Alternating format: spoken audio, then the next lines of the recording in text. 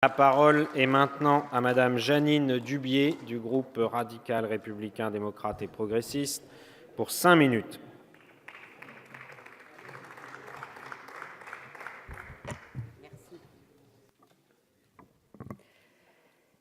Monsieur le Président, Monsieur le Ministre, Madame la Présidente de la Commission des Affaires économiques, Mesdames les rapporteurs, 3 montagnardes, Mesdames et Messieurs les députés, chers collègues.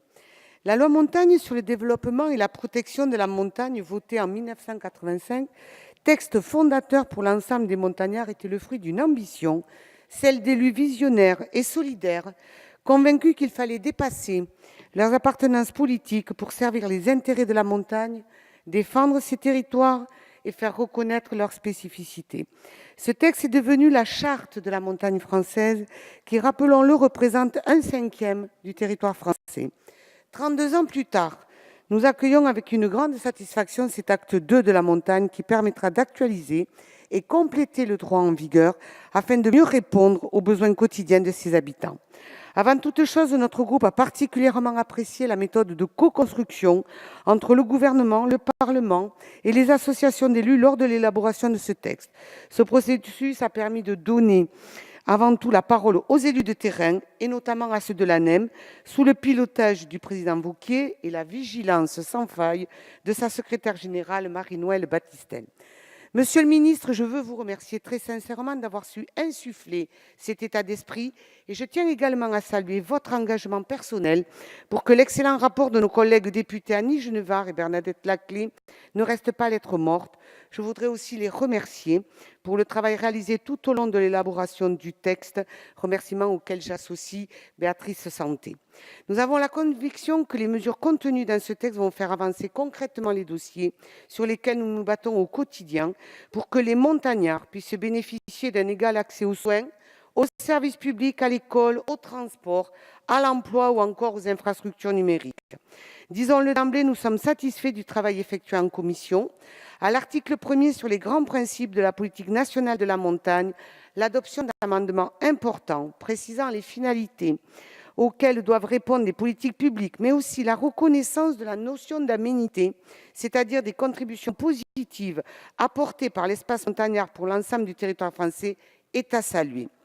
Ces grandes orientations traduisent des revendications légitimes pour améliorer concrètement la vie quotidienne des habitants des zones de montagne. Nous sommes particulièrement soucieux aux enjeux agricoles, scolaires, touristiques et au déploiement du numérique.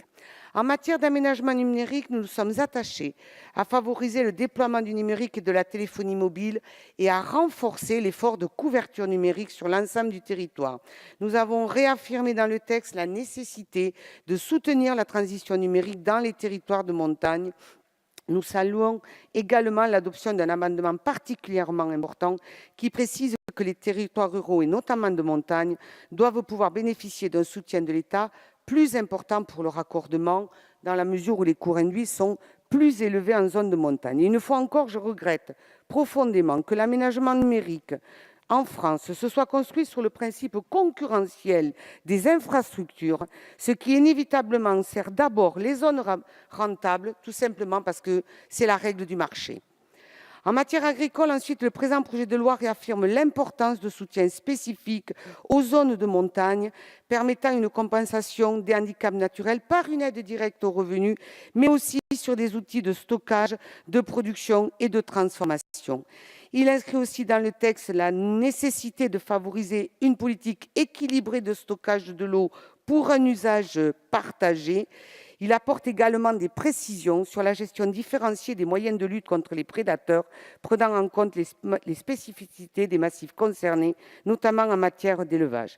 À titre personnel, je veux enfin dire ma satisfaction de l'adoption qui permettra de moderniser les dispositions applicables à la gestion des biens et des droits indivis par les commissions syndicales, ces ancêtres des intercommunalités et spécificités pyrénéennes qui ont montré leur efficacité. Sur le maintien des écoles de montagne, un amendement adopté à l'unanimité a permis d'inscrire dans la loi des dispositions de la circulaire du 30 décembre 2011 relative aux écoles situées en zone de montagne. Nous vous proposerons de le préciser pour la séance en formulant un certain nombre d'indicateurs qui justifient l'application des modalités spécifiques. Et ces indicateurs doivent se voir en termes de seuil d'ouverture et de fermeture de classe, mais aussi au regard des caractéristiques montagnardes et de la démographie scolaire et des conditions d'accès par les transports scolaires. Enfin, si nous sommes satisfaits du texte enrichi du travail parlementaire en commission, il reste cependant encore des ajustements à effectuer et nous le ferons ensemble. Permettez-moi de former le vœu que tout au long de l'examen dans l'hémicycle et par-delà nos divergences, nous veillons à la sérénité de nos débats pour préserver cette juste exigence demandée par nos concitoyens dans le souci d'avancer ensemble vers le bien commun pour nos territoires de montagne que nous portons tous ici dans notre cœur. Je terminerai en citant un proverbe chinois. Veut-on savoir ce qui se passe dans les montagnes ?